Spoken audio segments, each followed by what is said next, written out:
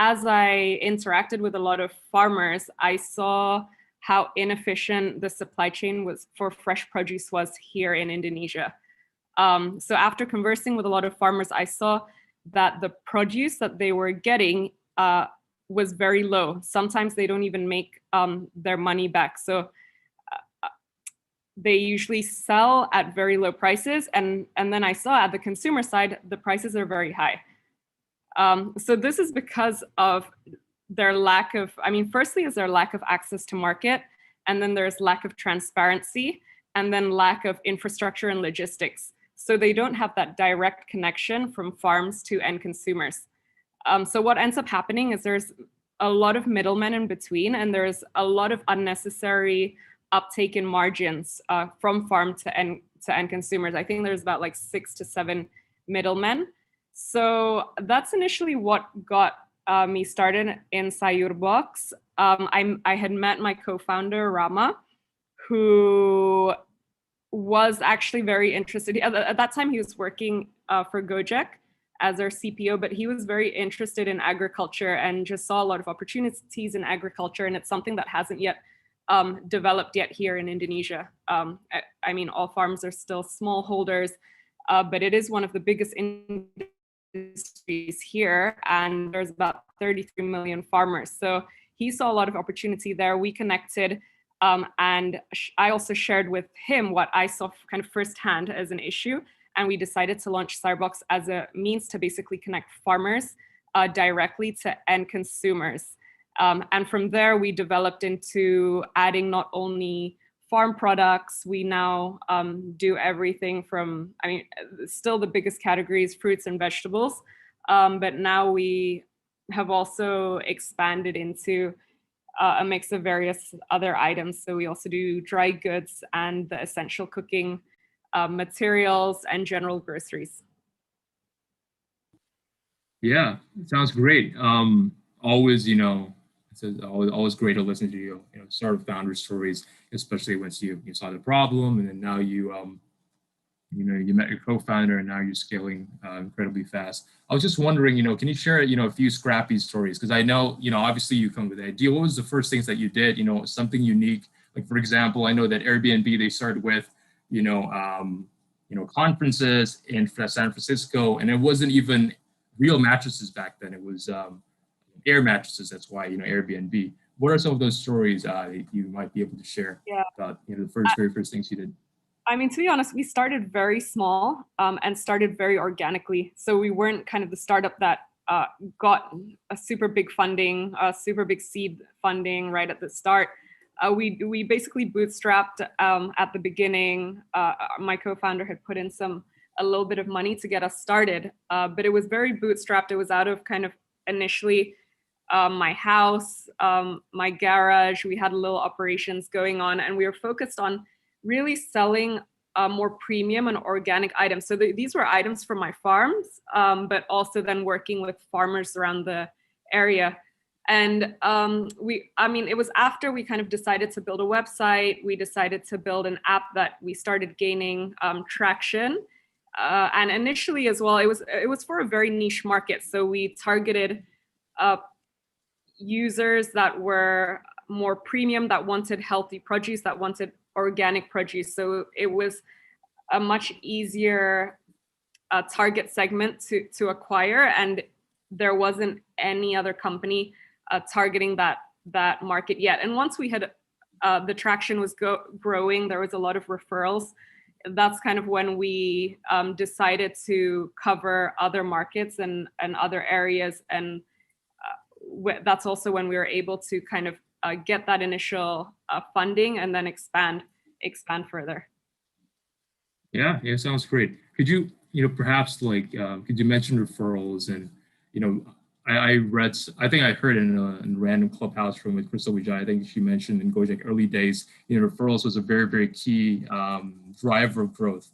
And I think, I read somewhere, I think it was, there's this one book on product management, but talked about, one of the metrics that a startup has to focus on, which is, the amount of time it takes for a current user to refer another user.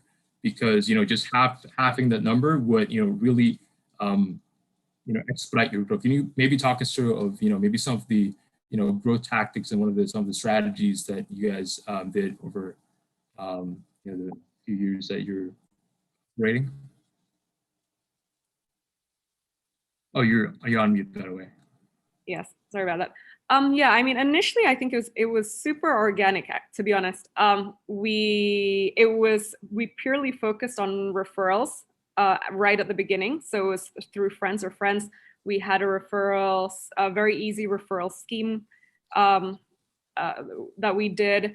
And from there, after we at least got initial funding, that's when we then some of our growth tactic was along increasing kind of influencers, bigger social media presence, more content, kind of a lifestyle aspect. So, and we kind of moved towards that direction, and then more digital marketing.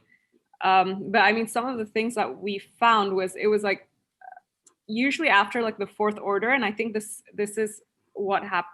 This is quite similar with other companies that we've spoken to, is when kind of the habit is created for people to keep ordering. So part of our growth tactic was how to get customers to at least order 4 times so that they'll remain with us kind of for their lifetime. Nice. That's good. I want to slip in a little audience question here. Somebody asked, what's your long-term vision of, for Sayurbox? Where do you see the company, let's say 10 years from now? Yeah, so we do want to focus on Indonesia, at least for kind of the next 5 years. I mean, there's option going regional after that. But for us, it's really to build this logistic infrastructure for food, grocery items. So this includes like fresh, frozen, fruit products, build a proper ecosystem so that we're able to connect farms directly, farms and producers and brands directly with end consumers. So we're not only, a big focus for us is B2C, but we do have multiple channels. So from the B2C part, we do want to become the leading kind of grocery platform that connects farmers, producers directly to end consumers. But besides that, we also have multiple channels that we serve. So we have our online channel. We also serve. We work together with kind of the bigger marketplaces as well to do fulfillment. So we're very open to partnerships, and essentially we want to build the infrastructure so we can become like the leading e-grocery distributor throughout Indonesia. Right. And was there a reason, particularly why you decided to go the B2C route instead of the B2B route? Yeah, so I mean, initially, I think we wanted to target a really niche market just as an entry point to begin with. And we saw issues from the farmers, from the supply side, and then from the demand side, we saw issues with that no one yet was tackling, which is getting fresh goods directly to consumers, especially safe ones or organic ones for people to buy. So that was the entry point for us. And I guess we're also very much the team that has a lot of experience in B2C and consumer growth. Yeah. I think I don't know if this is a fair comparison, but currently in the United States, I think Sayurbox has a lot of similarities with a US company as well called Instacart. And I think I just want to make this comment on this narrative that a lot of companies in emerging economies, they're basically taking something that's existing in a developed economy, and then they're just plugging it into the emerging market. And I've heard conflicting opinions on this. I think traditional wisdom is a lot of people tend to agree, but I was talking to a few colleagues of mine, and they were like, that won't really, that's true to a certain extent.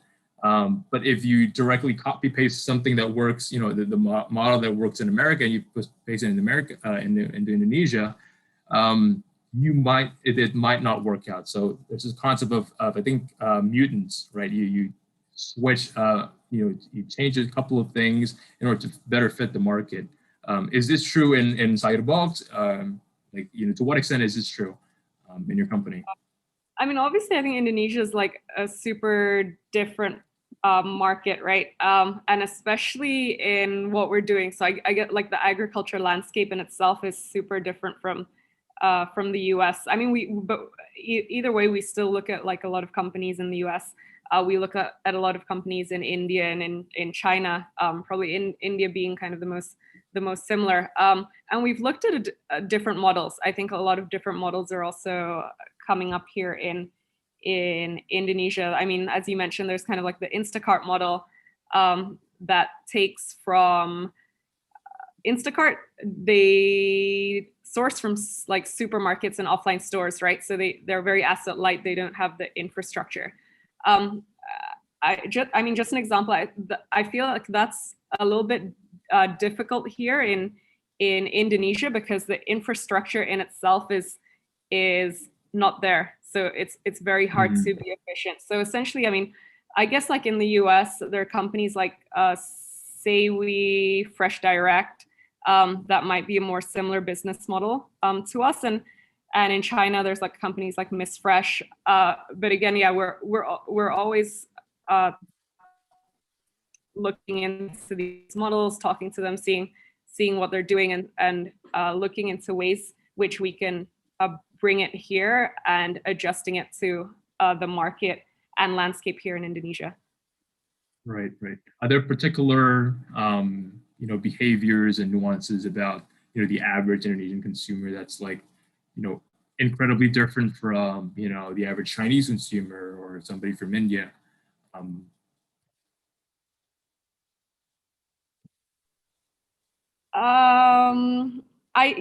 I think like consumers in like not even just talking about different countries, but even like Jakarta consumers compared to Surabaya consumers, and even tier 1, tier 2 cities here in Indonesia, they behave fairly differently. So I mean, we've launched in Surabaya. We tried to create kind of, okay, let's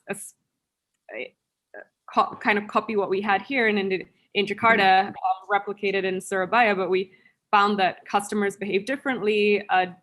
Even the SKUs, the brands that they trust, are also very different. So I mean, we've had to adjust even like the customer acquisition from a customer acquisition standpoint in different cities. So I would imagine it's even more so in the different countries.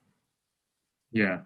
I think I can relate to that, to a certain extent. Like I've been in those experiences where I've worked at an early stage company where it's working in this market, and then we see another market, and we're like, yeah, you know what? Let's just copy this, and we already have a playbook, right? Just do it, replicate it in the exact same way in the other market. Turns out, the traction was basically non-existent.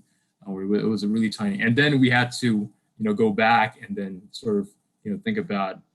I think for me, in my humble opinion, I think when you expand to a new market, it's almost like you need to, it's like launching like your product over. Like you need to do the user interviews, you need to do your basic research before you actually launch. And I think, it's just a lot of comment. I do have a question, from the audience here about product market fit. And I think that's like a probably the aim of every single early stage company is to get to product market fit before you scale. Do you believe that you found it? What are the things that you're doing right now if you haven't found it, and maybe elaborate a bit more on that? Yeah, so I believe we in general we have the right business model, and we're tackling it in the right way. So in terms of product market fit, yes. I think in terms of how scaling this up further is something that we're always iterating and expanding and offering and having kind of new offerings for customers. So I mean, keeping innovating with what we have, seeing then how customers' behaviors are changing, seeing what's in trend, seeing what basically the customer wants, and adjusting our business and being very agile to be able to,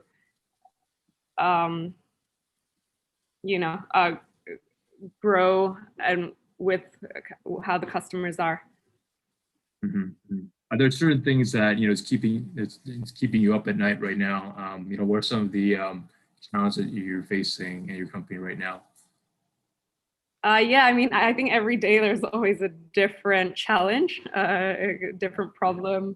But I think that's with every company and with every startup. It's about like solving different issues, different things, getting everyone in line.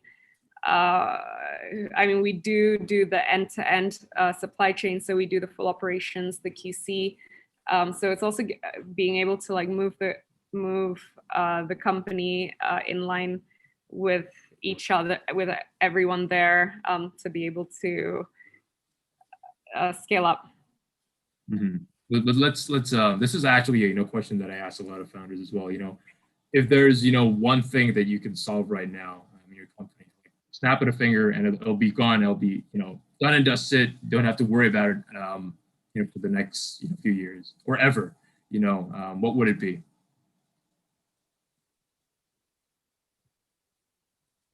I mean, I think that's tough to answer. I think if all the moving parts are, if we could solve the operations, make sure all the moving parts are work.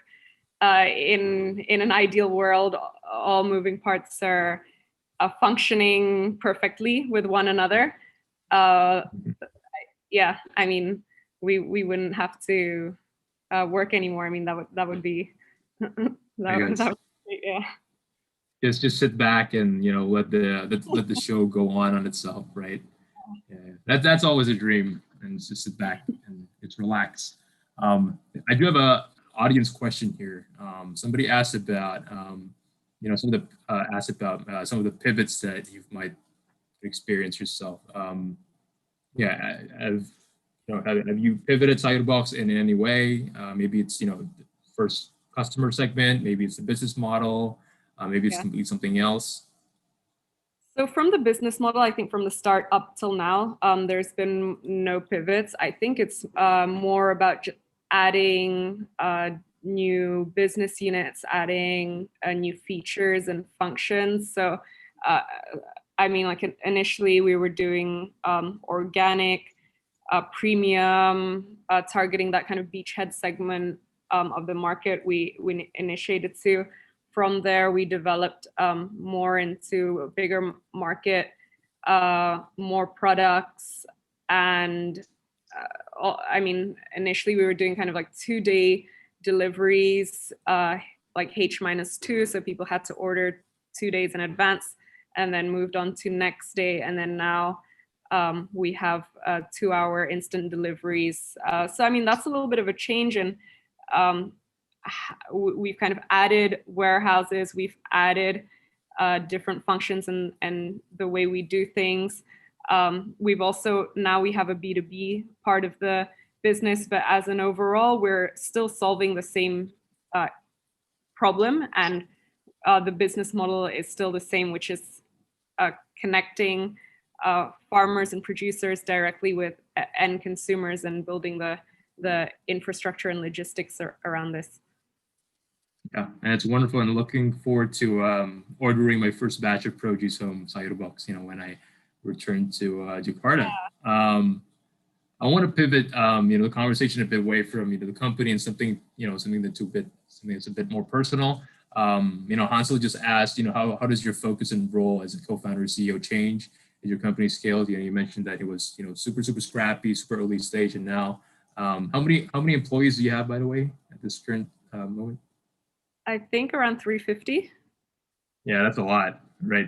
How has it developed over time, and how have you adapt and learned from those changes? Yeah, I mean, it's a really, to be honest, it's like a very steep learning curve, right? You're growing the company in relatively a short period of time. So I mean, went from kind of 0 to 350 people in 3 years. So initially it was like very hands-on, very execution based. You know, I mean, we played a lot of hats in the company, even like at the beginning, really like doing the picking and packing and being a little bit more hands-on. But I mean, as you scale the team, it's about letting basically growing other people, hiring people that are better than you to solve you know, the problems, and thinking more high level. Yeah, completely agree. You know, at first it was doing things that do not scale, and now it's you finally scaled. Yeah. I mean, there's a it's hard. I mean, I've thankfully, like I do talk to a lot of people. There's we have like a lot of mentors that guide us.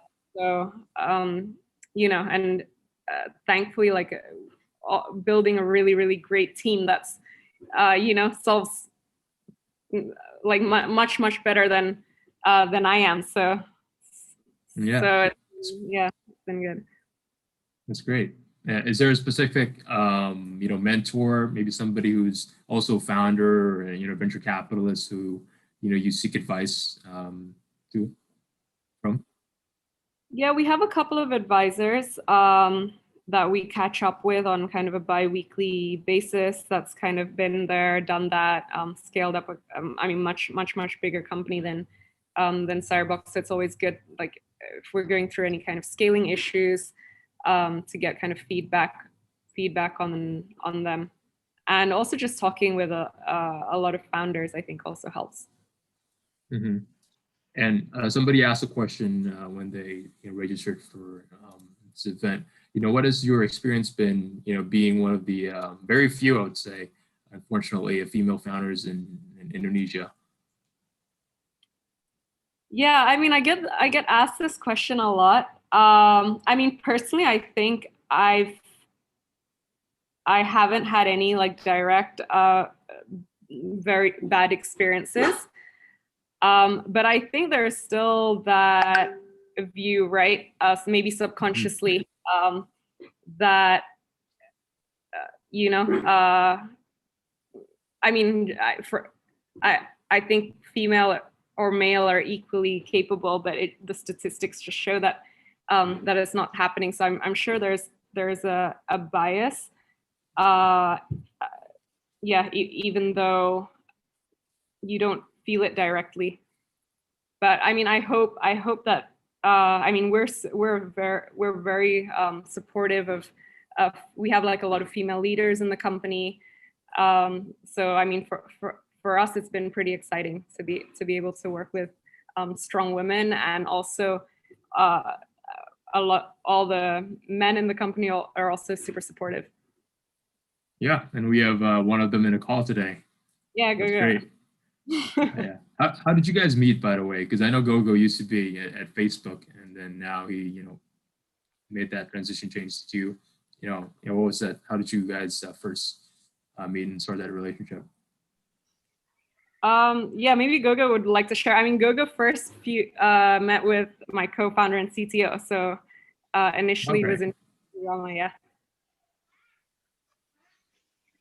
I got fished by Rama. Fresh from the ocean, fresh from US. When I was still working in Facebook, I basically, yeah. So the full is I have a close friend. He's sorry. Yeah, my internet is pretty bad here, so I'm sorry about that. So the full story is Rama is advising a lot of startup, right? And one of them, the CTO, was like one of my close friend, Hilfi. And I talked to him that like I'm planning to go back home and I want to work on something that is related to agriculture, finance, and energy. And Hilfi basically said that hey, I know someone who is working on something related to agriculture. In fact, like he's one of the evangelists in my company. And then like he intro me to Rama, and then like, you know, everything is history. It wasn't easy though. It wasn't easy. I think it took a couple of while. We had to onboard him as a consultant first, part-time for a couple of months. We finally convinced him to join. Yeah. That's cool. Yeah, Gogo, like I'm actually, you know, curious to hear about, you know, your more of that, you know, the personal motivation in you, because, you know, frankly, as a student in the U.S., a lot of my friends, if they would land a job at Facebook, you know, Menlo Park, they just stay there and stay in the U.S. for, you know, the rest of their life, settle down, and you know, lead a very stable and very nice life. But you mentioned that you actually interested in coming home. So what was that, you know, what was that motivation? Why did you want to, you know, forego what I assume is a really, really, you know, great compensation package from Facebook and then move all the way back home? Yeah, the true driver is first, obviously, the family, right? My family, most of them are here in Indonesia. So that's the primary reasons why I'm going home. And other thing is that you got pretty bored on like how structured US is, right? And I like chaos. When I went to India, I love it. Like it's full of chaos. It's fun. In Indonesia, it's also like a lot of chaos, a lot of inefficiencies, which means a lot of like opportunities and problem to solve. And yeah, that basically I was looking for those opportunities. I guess like mencari masalah gitu lah ya. Masalah, mantap. And why agriculture specifically? Because, you know, there's masalahnya emang banyak ya kan, and every lu lihat kiri kanan atas bawah juga banyak masalah. But why agriculture? Why agriculture? So similar to Amanda, I actually have my own farm, right? And I didn't know like why I start liking agriculture to begin with. I did it back when I was in US. Like it's a small garden. In fact, like my housemate was here, is here in the call. I also have like a farm in Indonesia, and it's not just doing like apa namanya tumbuhan. Jadi so we do like lele, kroto, cacing, and stuff like that. So animals as well. In fact, the one that is working pretty well was the more like on the animal sih, yeah. So apa namanya dari situ sih I felt like I'm always feel interested in agriculture, right? Then so when I go back home, I told myself that like, yeah, if I'm going back home, I would want to join something that is related to like a vertical that I really like, right? To kind of like also understand myself, like, you know, will I really like it, right? Doing, and how it feels like working on something that you really like. Because yeah, honestly, like Facebook is not really like something that you will be super enthusiastic to work at, right? Yeah. It's an amazing company, but you know, who cares about like making the world more open and connected? Yeah. I would beg to differ. I think I have a lot of friends who would be very, very interested in working at Facebook. You know, honestly, myself included, maybe one day. You know, but I think a common thread that I noticed between, you know, both of you is that, you know, you both had, you know, background in farming and agriculture, and I think, you know, I you know, listen to a lot of podcasts, and I think when venture capitalists, you know, look for founders or, you know, people to invest in, you know, it's just they look for somebody who has a deep and you know, meaningful insight to the problem, right? And they really look for people who, you know, understand the market and understand the problem really well. So do you think that, you know, that experience of, you know, owning a farm and, you know, having that, you know, background, was that, you know, would you be working on this company right now if you do not have that background?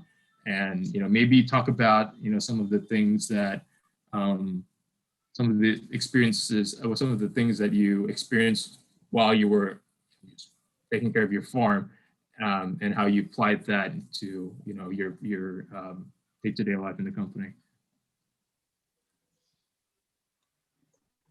I mean, the scale of my farm is pretty small, right? So like it's not making like, I mean, it's okay, but it's not like a massive there, such that like you gotta have like trucks to kind of like, well, you actually do to transport them. But in the inefficiency part, it definitely something that you feel you empathize for, right? Which is something that we are trying to solve inside Box.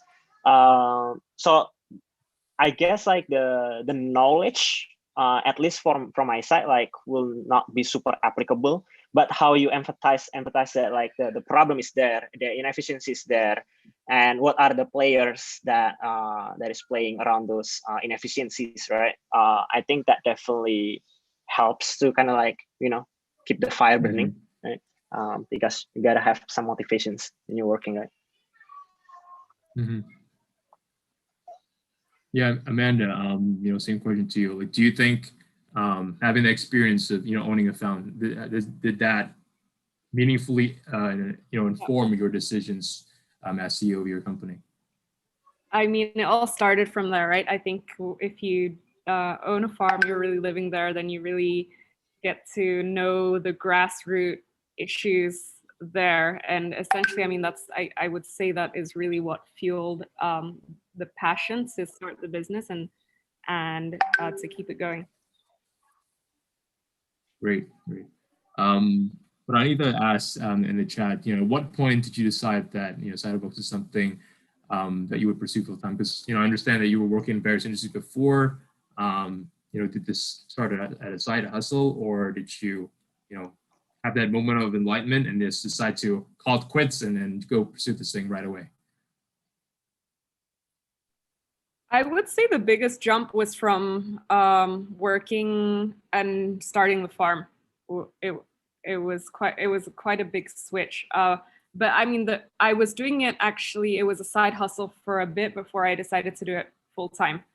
So I did get a lot of insight. I did do initial research at the beginning, as I didn't just want to kind of jump ship. But that's, I mean, when I did see a lot of opportunities, I was also very influenced by my uncle, who happened to be like he was a lecturer in agriculture, and he's had a lot of experience. I spent a lot of time with him, just understood issues, came up kind of with a small business plan, did it on the side initially, and when things started gaining traction in the farm, I decided to do it full time. And then switching from, I mean, the farm is still ongoing, but then switching from this to a startup, Sayurbox, it was kind of the decision I was going to make. Either like I would make this farm bigger, explore new products that I could grow, focus a lot on the upstream, or should I do Sayurbox, something that could scale a lot faster. It is a very different kind of, I mean, you're in kind of that startup environment where the exit strategy is to either it's IPO or M&A. There's no or that, right? And I just thought at that point we could drive a lot more impact through the business model that we're doing now. So it was a relatively thought through decision, but I didn't dwell on it too much and just kind of made it, just kind of executed. Yeah, that's wonderful. It's always great when somebody, you know, is makes that decision to go and start their own company. It's always very inspiring, because I think just from a personal point of view, I think a lot of people just looking for, you know, stability and just, you know, getting a big paycheck out of college and then, you know, working at you know, IBD or consulting. But, you know, those who you know, have the guts and the courage to you know, do their own thing, I think it's, I personally respect a lot of people like you know, people like that, especially yourself. So one more question, because I know that you do have a flight to catch, and then I do want to transition towards, you know, the more technical aspects, which, you know, Gago has, you know, prepared a presentation for. You know, what is, you know, could you talk about maybe, you know, a mistake that you made, you know, while running the company as a CEO, and what did you learn from it? Yeah, I think there's a lot of mistakes that we've made and kind of learned from since the beginning. I mean, like maybe just giving you an example, and maybe we're still partly doing it, is kind of maybe initially focusing on a lot of things at once. So, you know, we'd maybe launch into new cities prematurely, I would say is maybe one, and without having kind of a more clearer plan, without having like the right people in place. So yeah, maybe that's just an example of one out of many. And how did we overcome it? I mean, some I think we launched it. So we launched in actually Bandung prematurely, without having in place. We used some of the resources that we currently had, and after kind of we realized that there was just a lot of like not enough control over the operations. We hadn't structured the team properly. And I think we shut it down after kind of like a month of operating. But there are these decisions like this that we made and yeah, kind of learn from and try to make better decisions in the future. Right. Actually, I lied. One more follow-up question. Considering you guys just closed, Series B funding. What are your priorities? With this new, fresh runway that you'll have. Is it focusing more of, expansion, or you guys can maybe improve the product? Maybe change a few things up. Yeah, a lot of the funding will go into the midstream and building a proper infrastructure in order to be able to serve customers more seamlessly. So, I mean, majority in the midstream, we do have some funding for the upstream to work closer with suppliers and also definitely improve the product side for the end consumers as well to make sure the experience is seamless. All right. Thank you so much, Amanda. I guess we could let you go right now. Safe flight, and good luck. Thanks. I'll stay on for a bit to listen to Goga, and then okay. Okay, thank you so much. Thanks. Oh, no. I appreciate being here and excited. Thank you. Go. This is the the very, very technical and very, very exciting part of the presentation. Please go ahead. I believe you have a presentation ready for us. Yeah, but I guess I want to ask the audience if the audience don't mind. Okay. So I have two presentations here. Initially, I started when Nugra, he's here, right? Asked me to kind of talk in Permias, right? And he said that there is no topic yet, right? And it's like, okay, I think what might be interesting to talk in Permias is my experience when going back home, right?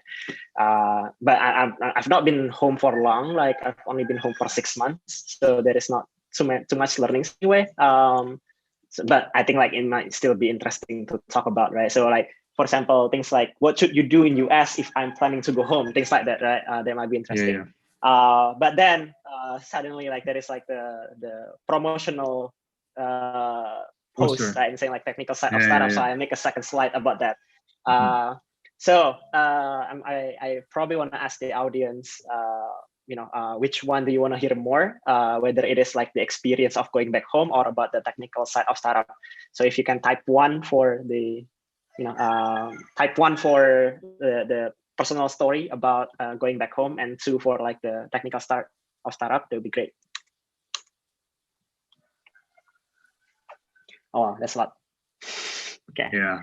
Let me count. I think we market it as the latter, so I think we have a lot of CS students. Let's do the second one. Swedes. Awesome. All right, let's do the second one then. By the way, I can hear the rooster in the background.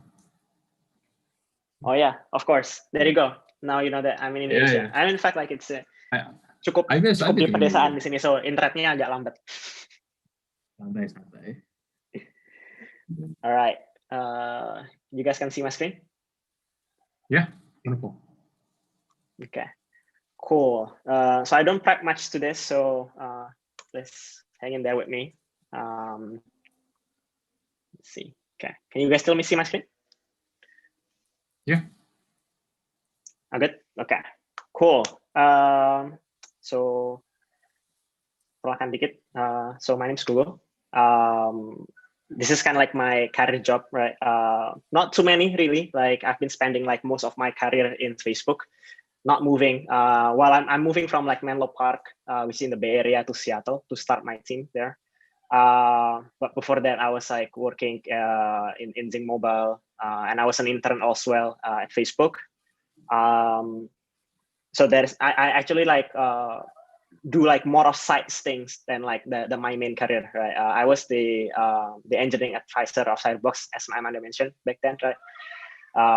From August to December 2020. I was also the co-founder and engineering advisor for StartUp and Sorabel. Yeah, it was one of the biggest fashion commerce back then, when on its peak, until it disappeared on 2020. I was also like the ex-CTO of Bangunindo, a B2G company. We are a consulting company. The company is still there. So if you have projects, you wanna sell them, feel free to reach out to them. So that's basically me, right? So really not too many experience. Like I've not been on like too many companies, so my experience is pretty limited. So if you ask me about how would I start a startup, like it's probably going to be like an experience when I started StartUp and Sorabel, and maybe like the current state of Sayurbox, right, which is not exactly starting out, right? Because in Facebook, like I joined when the employees, the engineers are around 100. Until all the way to like 10,000. So it's not really starting out as well. So not too many insights, but I'll try to share as much as I can and try to extrapolate from like my learning. So yeah, this is the two caveat, right? Personal opinion, so don't sue me, bro. If you apply some of the learning, don't sue me. And this is like mostly startup in Indonesia, right? It's my experience from Sayurbox and Sorabel. So if you're starting a startup in US, I believe it's going to be a drastically different experience. And I've been talking with a couple of founders, couple of venture capital friends that I know both in Indonesia and in US. Like I know for sure it's going to be like super different experience. So this to caveat. So first off, if you are starting something, you usually don't need a technical co-founder. That's one thing, right? So you have idea, test it first. There are so many tools that you can use to try out whether you want to try something, and if something works out, right? There are a lot of stuff. My recent favorite is Shopify, for example, right? I think like it is so powerful, so powerful. I created an e-commerce that makes like net $5,000 per month in 2 weeks using Shopify. So it's super fast, super good. So you don't need technical co-founder. If you have ideas, just do it yourself. Just prove the business first. But there are some ideas that might need technical co-founder, right? So what I want to say here is that ideas means nothing, right? So if your idea is tech heavy, like make sure you give your technical co-founder more than 50% equity, because practically you are going to be useless. It's basically your technical co-founder, most of it, right? Unless you do like the distribution and marketing, it's going to be different. But if you just have ideas, you don't have network, you don't have anything, just ideas, make sure you give your technical co-founder more than 50% equity. Sorry, if I can just interject. What do you mean by tech heavy? Tech heavy is if you're building something like what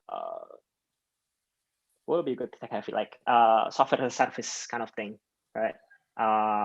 Like productivity tools, or even like a brokerage, for example, right? Like I mean, you can do manual, but that's not the point, right? Like for example, you want to build Robinhood, right? It's going to be like super tech heavy. or like you want to build like a VR startup, right? Or like an AI or a drone startup. Most of them, I think, like right now, super technical, right? And then you basically say that like, oh, I have an idea. I want to build like an architecture drone startup that can build a house from ground up using drones, but I don't know how to code. I don't know how mechanical engineering works. I know nothing. Right? I just have the ideas. I don't even have friends that know that will use this. I just have the ideas. Your idea is just an idea.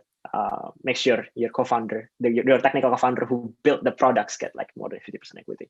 I guess unless you can trick them to it. Right? Usually technical co-founders are pretty gullible, so they only want to make stuff, right? They might not care about money. Might. Okay, moving on. So this is what I learned. Business product distribution first, tech and scalability later. Right? The thing here is, this is also like coming from like multiple posts that I've read and like resources, and especially very, very true in Indonesia. You don't start with the tech mind, right? You start with the business, you start with the product, you start with the marketing, you start with the product market fit first. And tech and scalability comes in later. And this comes into like my next one is that like, it's better to start simple, right? Because timing is everything. Like making things fast is much better than making things right at this point, right? So forgo your Golang, embrace your JavaScript, something like that. Basically, like at the start, building things right, building the right things is more important than building things right.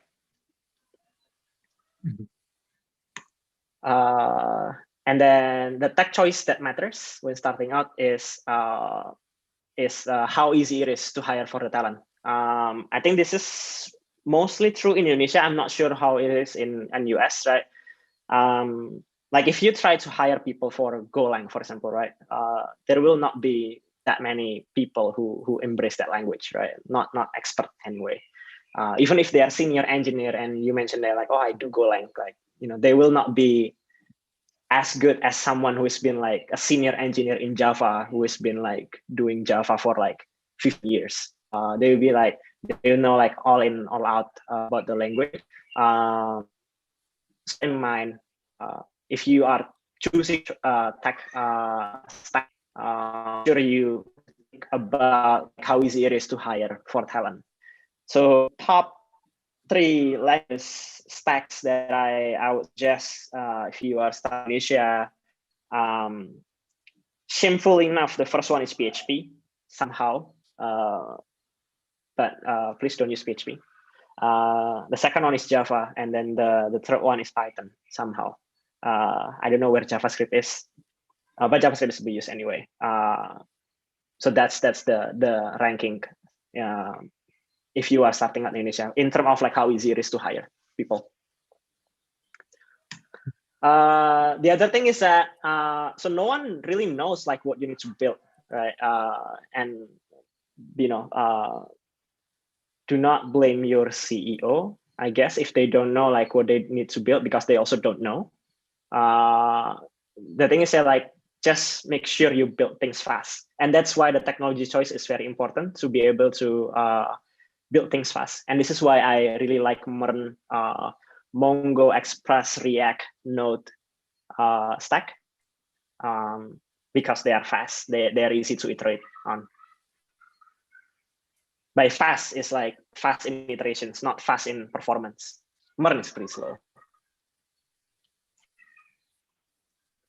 I guess that's it. Yeah, I'm hearing the word fast a lot, so I can only imagine that you're very, very inspired by Facebook's motto, move fast and break things.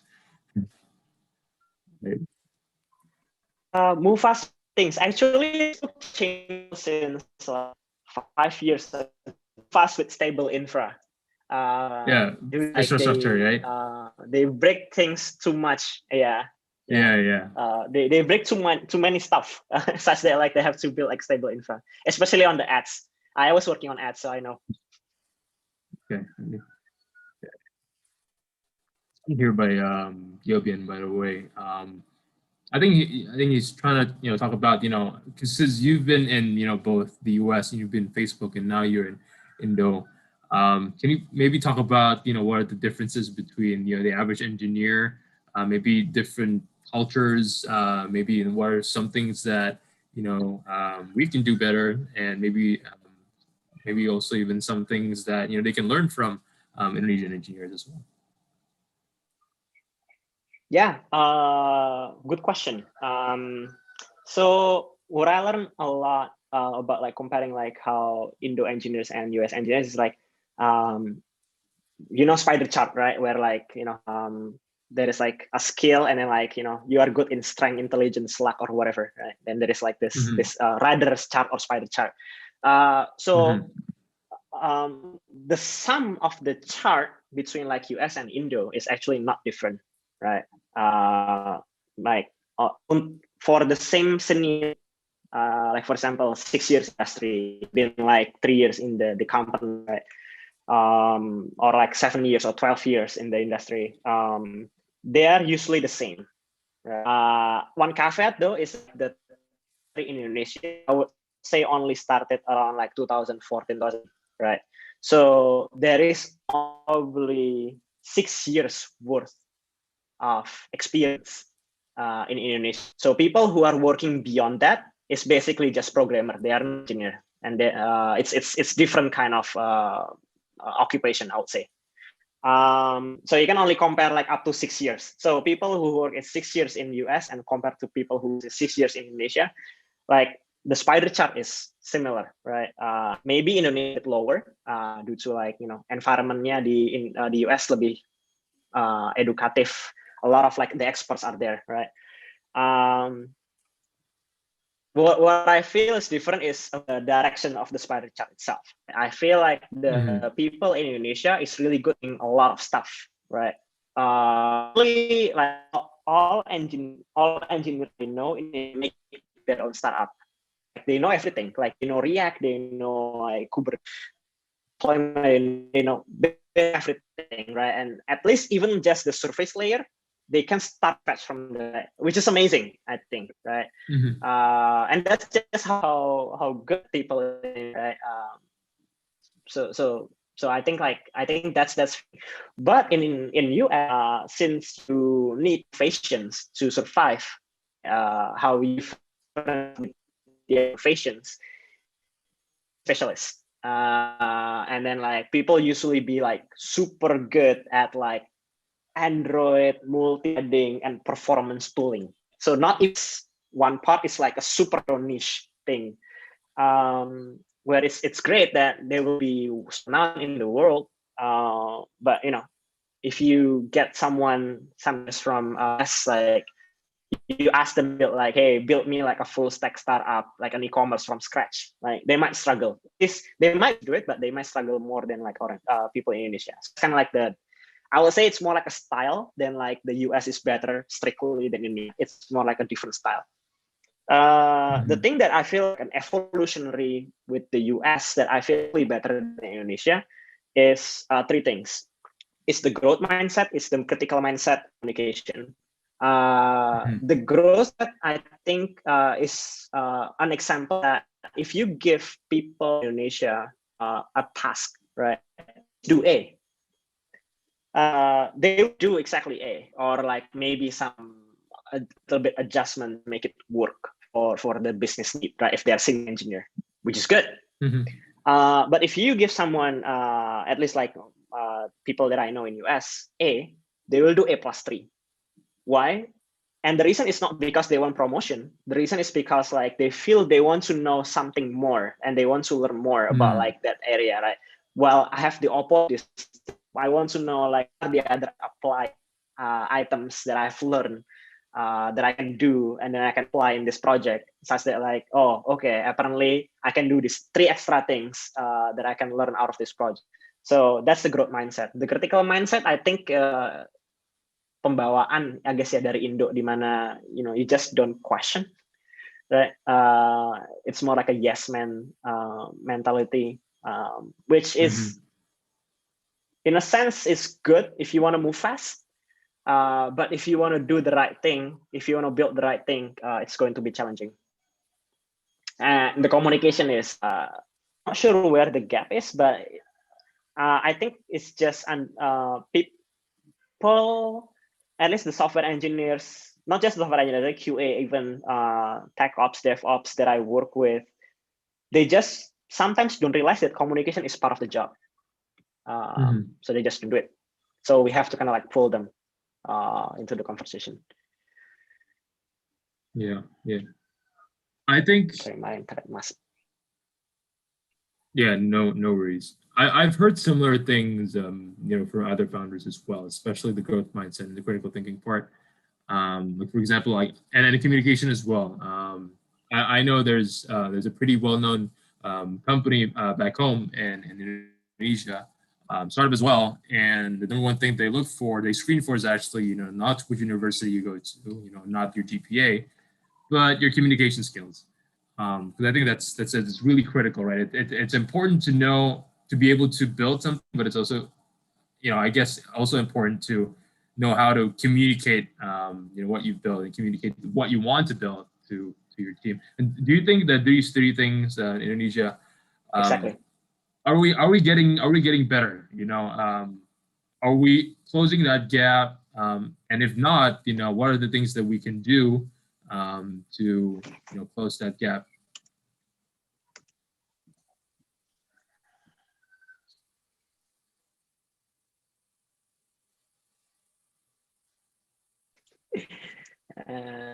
Suram.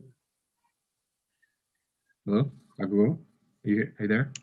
Oh, sorry. Yeah, I mean, as you can hear, there was rooster, so the internet will be as bad. Can you repeat the question?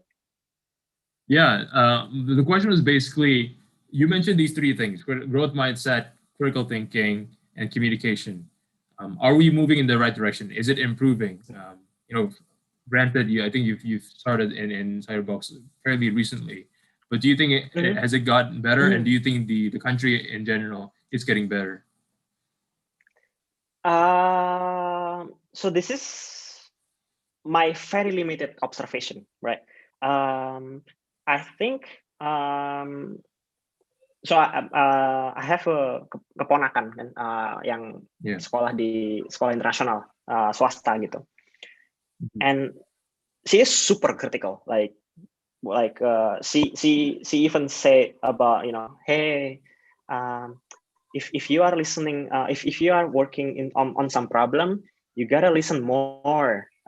Don't judge them, something like that, right? Which is like, wow, like this girl is like 7 years old, right? Which is crazy. So what I'm trying to say is that, like, mungkin if you are in, I think I feel the problem is like from the dari sekolahnya gitu ya, dari our K9, no K12, sorry, K9 is dog. K12. K12 is the problem here, right? Dimana kalau kebanyakan tanya, ntar kayak dimarahin sama gurunya gitu kan, and people just decide to not ask gitu. But if you are in sekolah swasta gitu and sekolah internasional, I see that, like, yeah, this is going to be people are different there. It's different breed, like beda banget sama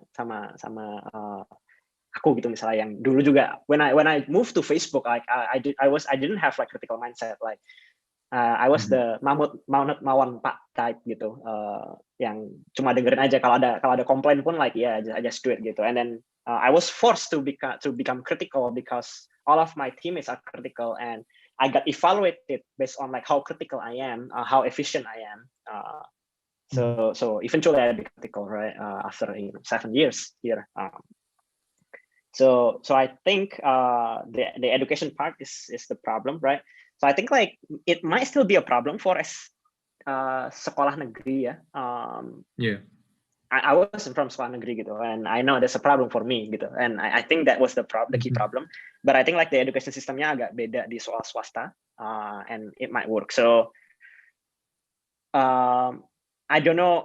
So to answer to go back to your question, I don't know whether it's going to the right directions, but I think for a little amount of people, itu it's moving to that direction gitu sih. Yeah. Yeah, But for majority maybe not. Yeah, maybe we could send a recording of this, conversation. Maybe we can clip that and send it to Mas Menteri Pendidikan, maybe. Nadim. Nadim, fantastic guy. We do have a few questions here. Something that's a bit more related to hiring. I think Consul just asked, what point? Actually no, sorry. Kujor just asked, how do you set the quality of a new hire for a startup? And how would you go about mentoring them and then actually empowering them once they're in? So the hiring standard is, in my opinion, I've been in Facebook 7 years, right? So I'm too used to like their hiring mechanism, which is like using the technical interview, the code, and then system design and stuff like that. People think like it's outdated, right? I half believe that and half doesn't believe that. I think like you still require to be able to kind of like think, problem solve, and actually translate your problem solving into solutions.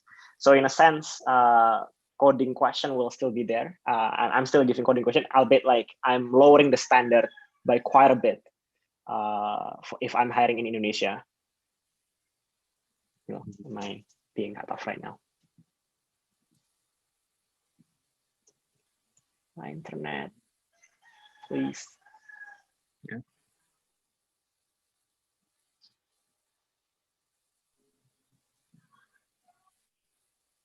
Great. I think we're back. Sorry. Yes, internet. So I still do like coding questions and system design. So that's like the hiring standard that I have. So in terms of mentoring, I think it's quite simple, really. Basically, as long as you have the leveling, right? The leveling for engineers, like for example, senior and junior, mid, and senior, and staff and principal, what behavior that they should do. You have them in mind. You have them standardized, and then you just teach your managers and you teach the engineers to be like, hey, this is kind of like where you are right now, and this is where you are. This is performing in. Can you teach like people who work with you, the people who report to you, to be performing on the next level? Right? So as long as you have the right expectations, and then as long as you have the right expectations, the problem then later become like the project assignment. Jadi kayak project cocok untuk orang selevel dia, tapi it's a little bit harder than like what they are comfortable with, but not that hard that they will fail. So something like that thing. Nice. But I think like the main ingredients is the expectations. Right. Understood. I do want to challenge. I want to go back to a previous point that you mentioned, which is something about like you don't need a technical co-founder, like technical people. They really know how to build things, right? Because they're the ones building it. But in my personal experience, and I'd like to get your thoughts on this as well, I think a lot of really technical people, they know how to build. They know how to build something, but one thing that I see is lacking is they're not really great at really figuring out what to build. They're good at building, but they're not good at figuring out what to build. In terms of their more business sort of thinking. I think common wisdom is a lot of startups fail because the founders are focused on the solution instead of the problem, right? Because sometimes in order to really solve the problem, you need to go through multiple pivots, multiple iterations of your idea. And so, my question is, do you believe that's true, number one? And number two, what are certain things that, you believe, technical, folks like yourself can do to, sort of improve their business acumen and really nail it down on, oh, this is actually something that I need to build. or this is actually something that, you know, I should not build just because, you know, not, and I don't have to build that because nobody wants that, right? Yeah. What was the first question again? You were cut off. I mean, my internet is bad. Do you agree with the notion that a lot of you know, technical people, they are good at building, but they're not as great in figuring out what to build in terms of their, you know, business acumen? Yeah, I think that makes sense. So number one, I think it makes sense, and especially for like a more junior technical founder, right? I think like the more senior you are, at least depending on your archetypes, right? The more you are expected to also understand about business, right? Because the more senior you are, the more people that you are moving, right, along with you, mostly technical people. And the more important it is your decision is, right? And your decision is not just about like what to build, what about like how to build it, but also like what to build, right? And at that point, like you are going to be forced to understand business, whether you like it or not, because it's just your job, right? Otherwise, you will probably be fired at that point because you are moving the team to the wrong direction. So with that in mind, so I think like, yeah, if you are like hiring like a more junior people, like who's been in industry for like maybe like, you know, 3 years, 4 years, less than 5 years, right? Maybe that's the optimization that you have to do, right?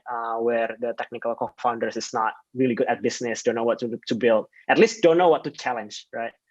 I think that's a fair assumption. For the second question, how do you become better at business acumen? I think like, I mean, there is so many ways to do it, right? Building like a side project, building a side stuff, right? That is not related to like, that is not related to like your work or something like that, or like just talk with people. But I will actually go with like the most straightforward way. If you are working in a corporate world, just get promoted. Like just get good, just get promoted. Like eventually, like you will be forced to understand business. You'll be forced to know like where the company is going. You are going to be forced to know like where the alignment between your team and the company, and you will get good at business, right? At least knowing that something is not a good idea. Less about like something is good, but more like something is not a good idea. So you know, if you are not forced to do that yet, maybe you are not senior enough, you are not promoted high enough, just keep getting promoted. It's great advice. Yeah, I do want to bring the conversation more towards, you know, less about, you know, the engineering side, in the engineering part of your job title, and more towards, you know, the vice president, VP part. So as VP of engineering, obviously you manage a lot of people. You know, can you talk a bit about, you know, how you've developed your leadership, you know, your leadership style, and, you know, maybe some of the things that you've learned, or some of the things that you've implemented as a leader within your company. What kind of leader are you? Yeah. So the thing is, I know that there are two distinct styles of leadership, right? You either lead by influence or lead by authority. And then I think like lead by authority is the fastest and easiest way to lead, right? You basically like get a title of boss, and you just, because I said so, please do this, right? But when I was in Facebook, I spent a long time as one of the senior engineer in my team, right? I'm the most senior engineer. Well, people listen to me, but like they will not listen to me because like I said so, right? But they will listen to me because my idea makes sense, right? And so that is basically like leading by influence, right? So because I spent so much time at Facebook in that role, I somehow probably didn't get myself out of that mindset yet, right? Like even like even now, even after like I led like more than 20 people when I was still at Facebook, I think my mindset of like leading by influence is still like what I did, including like when I am in VP right now, in VP position right now in Sayurbox. So that's the long answer to your question. So what kind of leadership did I do? I lead by influence, not by authority.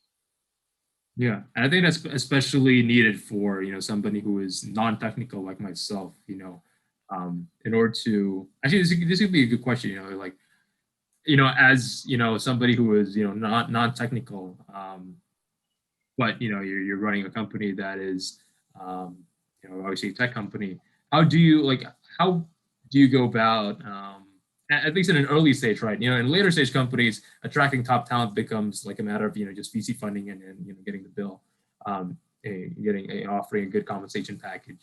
But can you offer some tips of advice to people who are non-technical? How do you recruit those early sort of missionaries? Your early tech leads, for instance, to actually buy into your idea and join the company, even without traction and without VC funding from Sequoia and Lightspeed and all these players?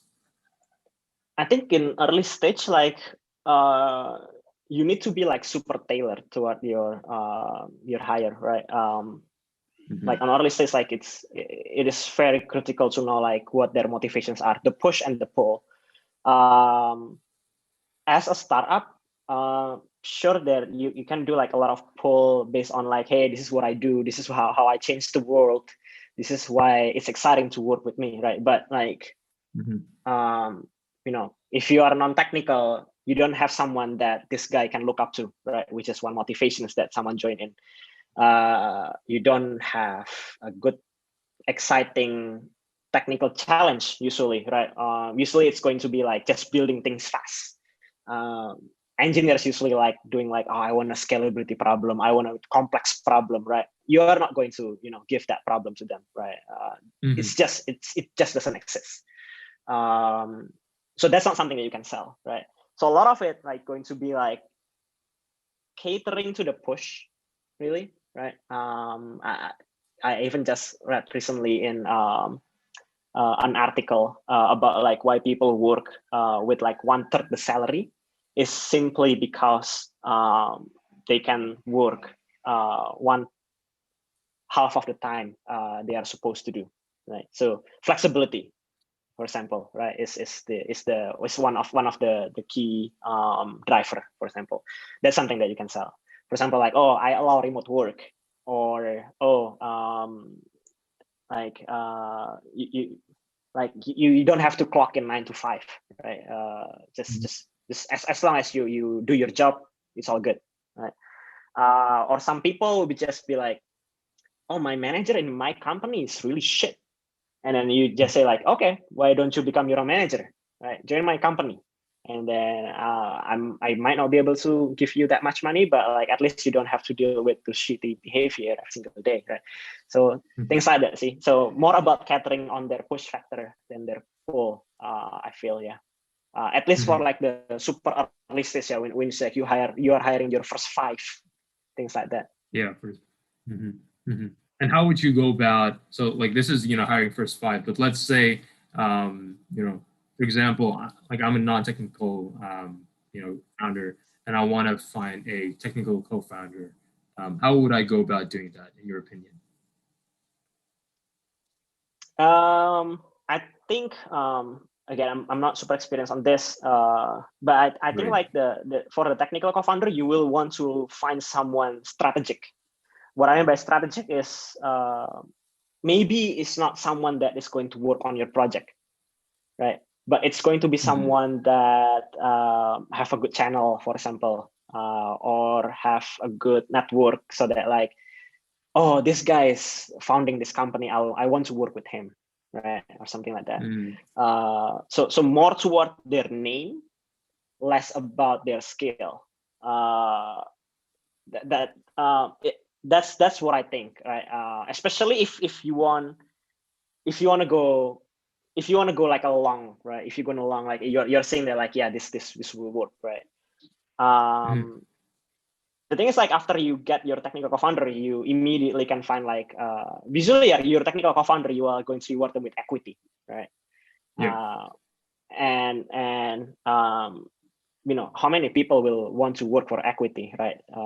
Like actual work, like coding and stuff, right?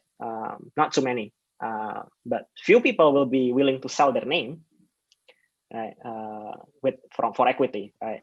So that's something that I will, like a non-popular opinion, probably, right? Probably people will say they're like, oh, get someone good, make sure they code everything. Get someone young so they code everything while they are, you know, still enthusiastic and stuff. I personally think that, like, you know, if you want to go big, right? If you see like you can go past like the seed round, right? Go for someone like popular. Go for someone people look up to. Get their name, give them equity. That's what I think might be a good thing to try. Somebody just said like you, and I would definitely agree. It's less about so would you agree that, you know, like in your opinion, a good technical co-founder is not necessarily the best coder in the room, but is the individual who has the gravitas, the influence to get the best coders to join the team. Is that yeah, exactly. That's a good summary. Yeah, I think I would definitely agree with that, because, you know, I think, you know, like Amanda said earlier, you know, CEO is, you know, first it becomes, you know, you do a bit of everything. You write the marketing emails, you do a bit of the pitch deck, you talk to the customers, you do a bit of the product.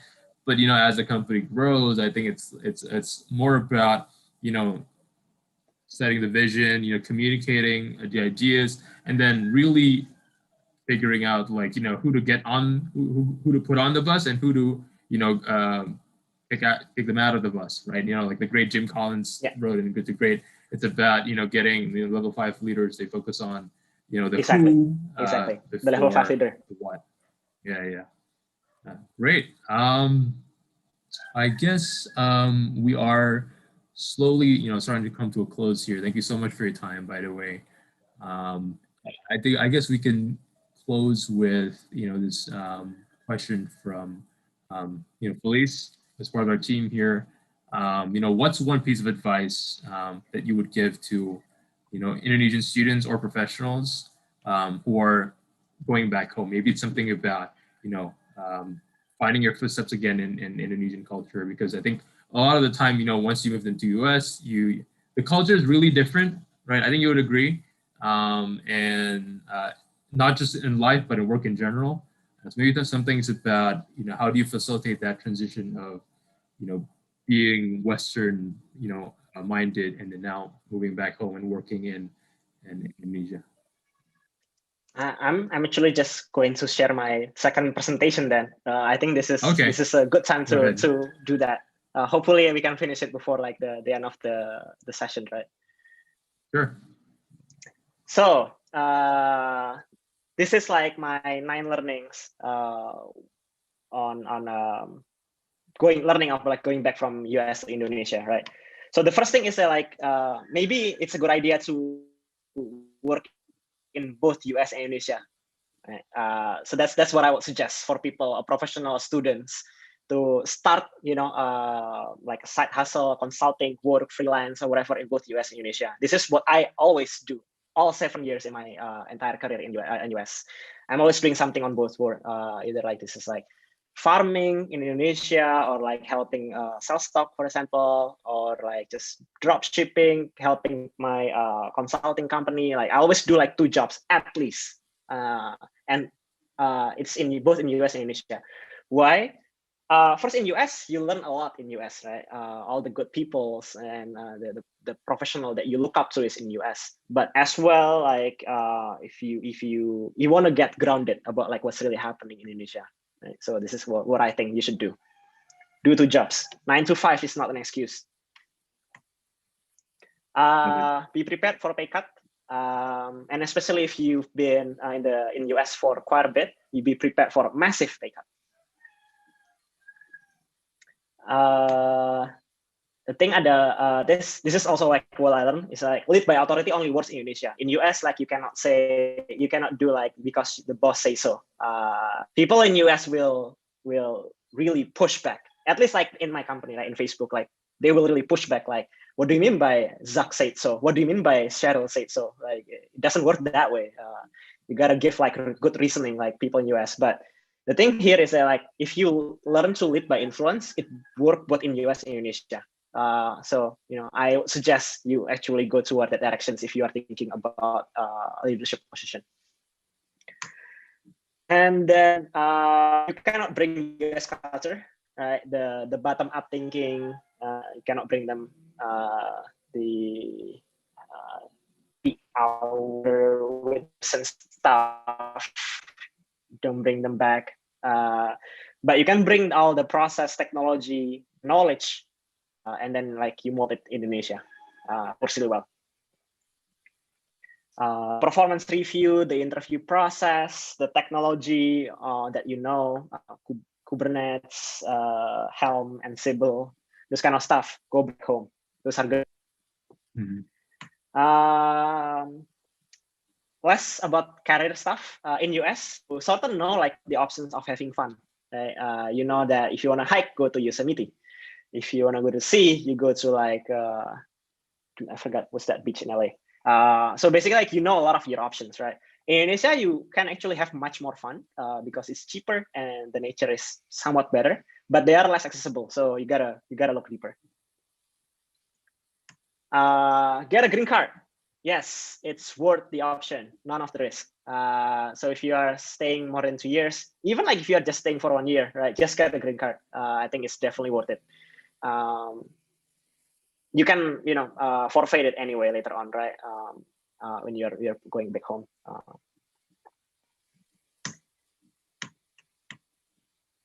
Wait, what? Okay. So less than 2 years is a good time to go back home. So, you know, if you're staying in US, udah lulus kuliah gitu kan, and then you are thinking like, okay, balik apa enggak ya gitu. So my suggestion is that like you maybe like work for 2 years, right, and then go back home, because at that point like your life is still in the middle of like, it's not super comfortable yet in US. The compensation is not that high yet, sehingga kayak ketika balik ke Indo, you bring this so much value like from like US, you get compensated a lot. You bring a lot of values, so like you get both of good get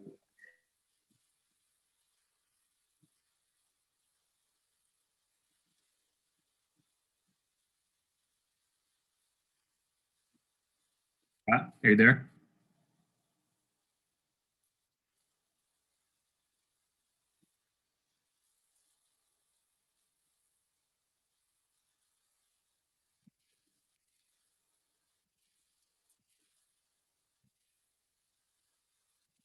Is it just me or? All right. I think he froze. We'll wait for a bit, I guess. Well, we can wait for a bit. It's a very, very interesting experience. Oh, he dropped off. Right, we're just gonna wait for a bit. Yeah, actually, I think this is a good time to maybe ask the audience for a bit about feedback, because we do want to hold more events in the summer as well. Maybe you can just drop a few suggestions on maybe certain topics that you want us to explore, certain figures you would like us to try to bring to general audience. Yeah, and I'm just happy to hear some more feedback on that front. Again, thank you so much for being here. I know we're slightly going over time, but man, this guy has a lot of really good insight, honestly. And I think speaking as somebody who goes to school in the U.S., dealing with a lot of these questions myself, yeah, finding a lot of it very, very useful. We also encourage everyone to open their cameras, since we are also going to take a group photo a bit later. So it'll be great if you guys can turn on your cameras.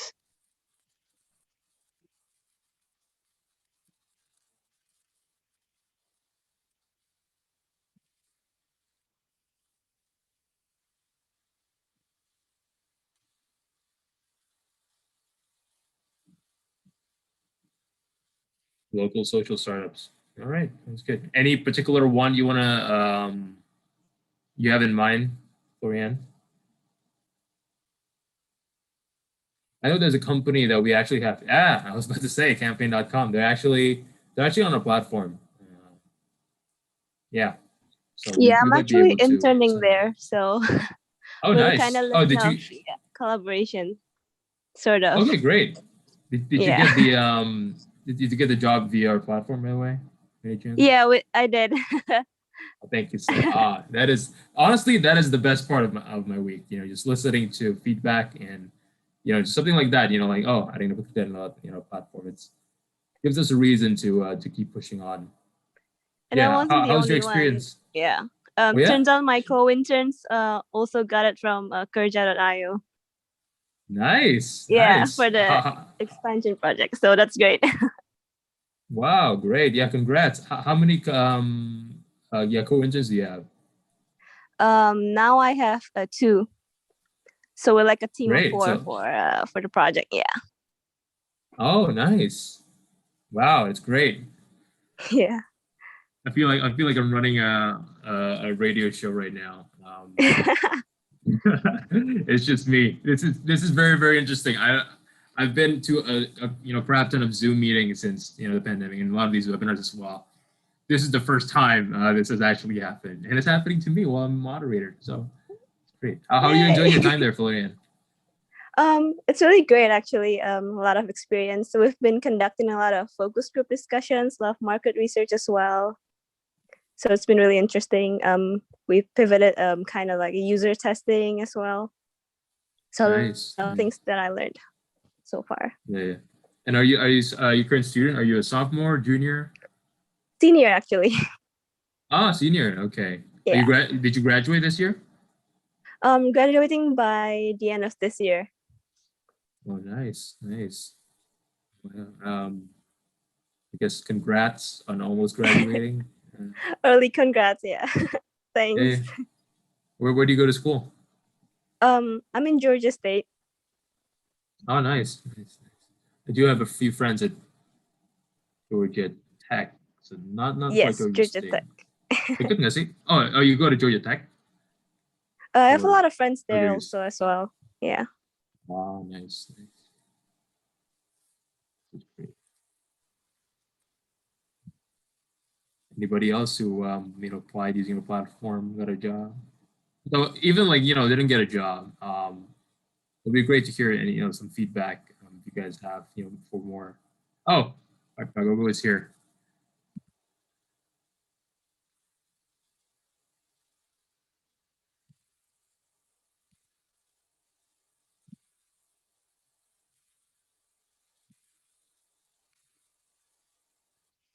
Halo Kak.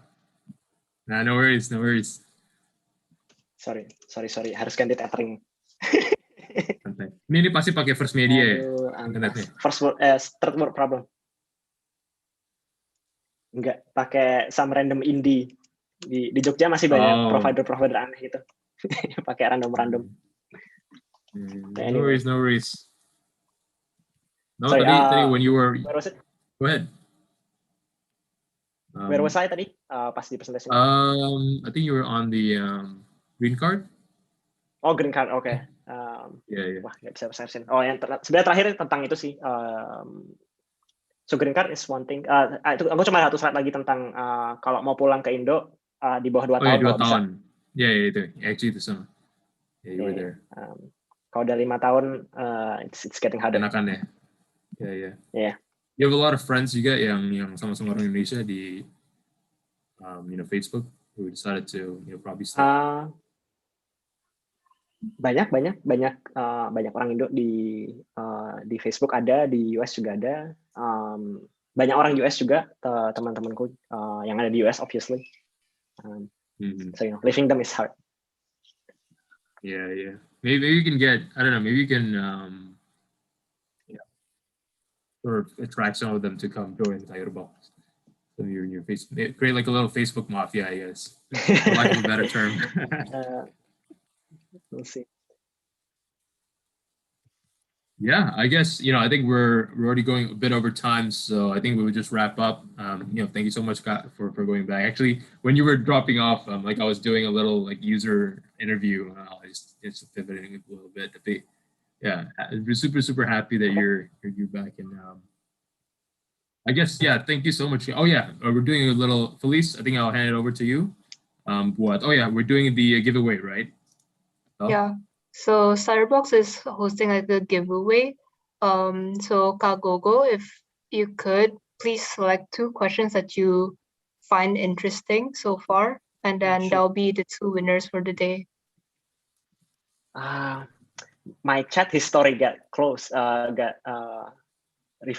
reset, so I don't know what was the previous questions that was asked. But maybe the one about I would choose the one with the mentorship and hiring bar, I guess, yang kita udah ngomongin itu. Okay, great. And then there is one thing. There is one question about the product. I remember something about like the generalist to specialist, but not that one. There is another question below that, I think, about like the product. I think it might be above that.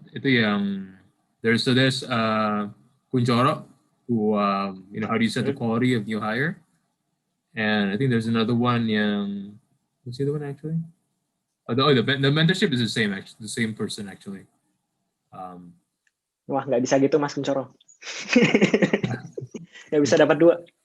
Yeah. But I guess I just the specialist, the generalist and specialist, then even though we didn't get to answer that one. Yeah, general specialist is Hansel. All right then. So congrats to both of you. If you could you drop down your details, which includes your address, contact number. Yeah, just send it in the chat and send it to me, or yeah, just send it to me or Tim. Thanks. And soon we'll have a group photo, so I do encourage everyone to turn on your cameras.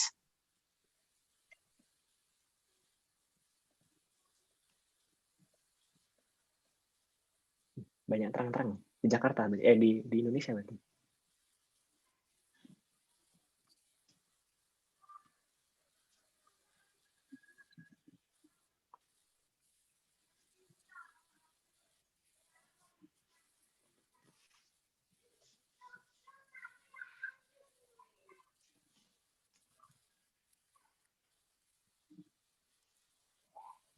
Okay, then we can drop the picture.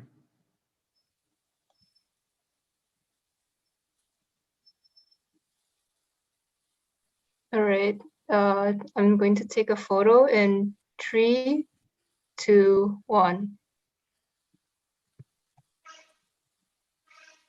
Mantap. Mantap. All right. Thank you so much, Kak, for joining. Have fun. Good luck with Sayurbox. Again, like I said earlier, looking forward to enjoying some of the wonderful produce our country has to offer using your platform. But yeah, thank you so much, guys, everybody, for joining. If you haven't signed up on our platform, Behaviour.io, please do. We have a lot of internship opportunities available, and even for some of you young looking for summer internships, and you think that it is a bit too late, it is not too late. We still have companies that are actively hiring for a platform at this current moment.